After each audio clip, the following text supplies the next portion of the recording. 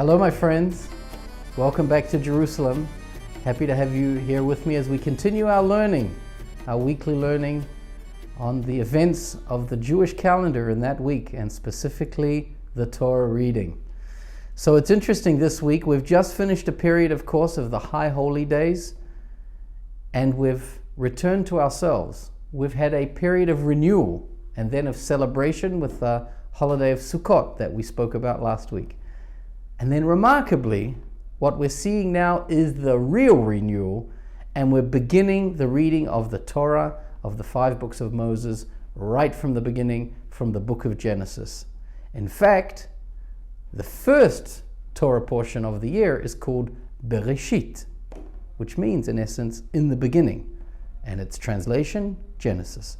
So, let's see what we have there, because in essence we're starting with the creation of the world by God in 6 days. And on the 6th day it says something really, really interesting, and I think an important message for us today. It says in chapter 1 of the Torah, at sentence 27, verse 27, it says, and I'll read in Hebrew first, Vayivra Elokim et ha'adam b'tzalmo b'tselem Elohim. Tselem Elokim.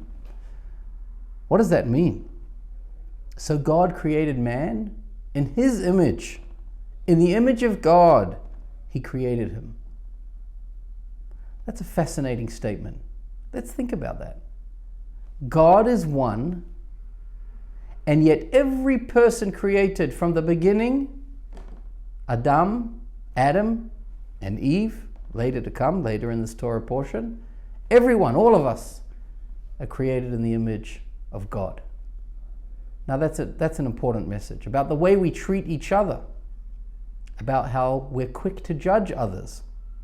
And when we judge others quickly, are we not in fact judging something or someone that has a little bit of God in them? It's worth taking on board. Now, God, as we know, created the world in 6 days. And on the 7th day, as he approaches the 7th day, we see something fascinating. We see something crucial. Something which is the backbone of Judaism across the centuries. And it began here in the beginning of the Torah, in the first portion. What does it say?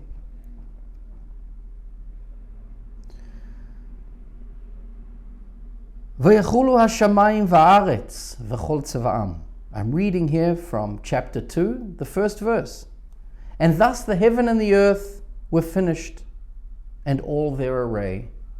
By the 7th day, God completed his work, which he had done, and he abstained on the 7th day from all the work which he had done. Vayavarech, and he blessed. Et yom hashvi'i, he blessed the 7th day. Vaykadesh oto, he made it holy, because on that day he abstained from all the work.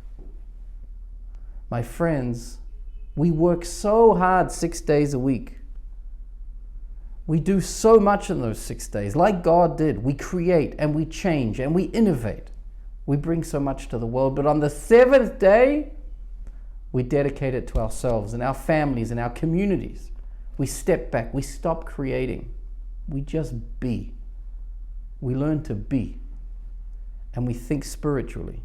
And we spend those precious moments being with ourselves and our families and those that we love, and connecting through learning and through our culture, again, to God. They say about the Jewish people, more than the Jewish people have kept the Sabbath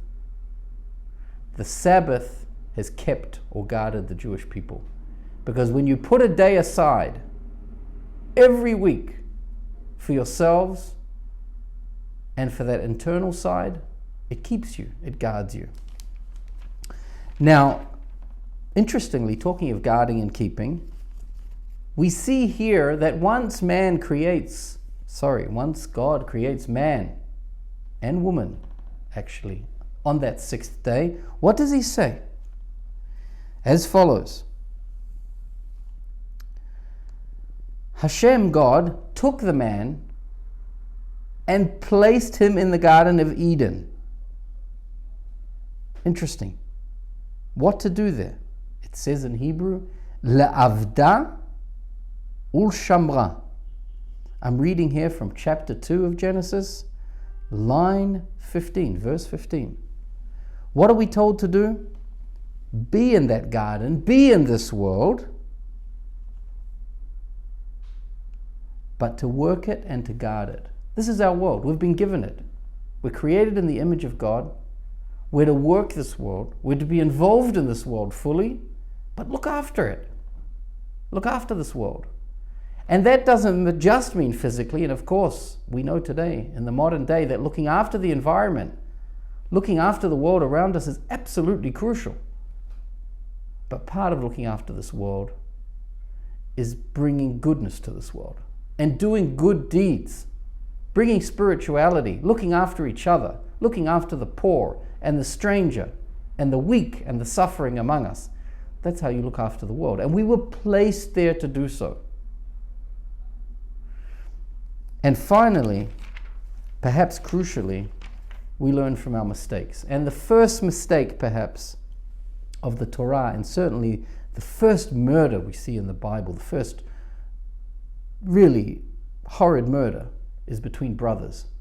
And this unfortunately becomes a theme in the book of Genesis, where we see families created and family structures disturbed, and competition and jealousy and the like. And we see and we learn a lesson from this chapter 4 in Genesis, verses 3 and 4, where we see Cain and Abel, the first brothers in the Bible, competing, jealousy, and in the end, Cain kills Abel. But what do we learn about what Cain did here? It says in verse 3, after a period of time, Cain brought an offering to God of the fruit of the ground. He brought the fruit of the ground. That's what he worked in the fields. But then it says about Abel, he also brought of the firstlings, the firstborn of his flock, and from the choicest, from the very best. What do we learn? What do our commentators on the Bible say about this? The description of what Cain brought is very simple. He brought offering to God of the fruit of the ground. But what did Abel bring? The firstlings, the very choicest. Cain's offering was rejected. Abel's was accepted. And thus, we were brought to tension, violence, murder. Things that we see today as well, of course. What can we learn from Cain's behavior here? From Cain's action or inaction? When we're brought into this world in the image of God, which we all were, when we're asked to work so hard and to bring so much to the world 6 days a week, and then to guard that Shabbat, that Sabbath, which is so important to maintaining community and family and our personal lives.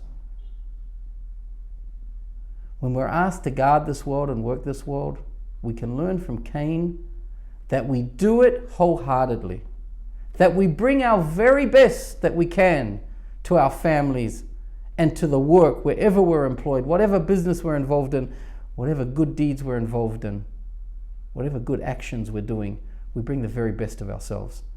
We don't make half efforts. We bring the choicest of what we have at our resources, and we make the very best of what we have. And that's how we look after this world, and that's how we make impact. That's my message to you for this week. That's our first Torah portion, the creation of the world, and a mission that humanity was given right from those very first passages in the Bible. I wish you all a Shabbat Shalom, and we'll learn together again next week. All the very best. Shalom and goodbye from Jerusalem.